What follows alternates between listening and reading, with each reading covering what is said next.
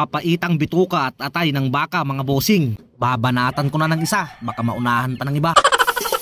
Sadyang mamantika ang gagamitin nating pyesa, kaya naman gapatak lang na mantika ang ginamit kong panggisa. Alanganin na ang oras nang kami lumabas at mamalengke ng pangulam. Kaya atay at bituka na lamang ng baka ang aming inabutan. Hindi man kumpletong laman loob ng baka, pero pasado na yan pang papaitan. Isinabay ko na ang patis at paminta sa pagkasangkutsa. Hihintayin ko lang na lumabas ang sarili nitong mantika, tsaka naman natin yan sasabawan upang mapakuluan.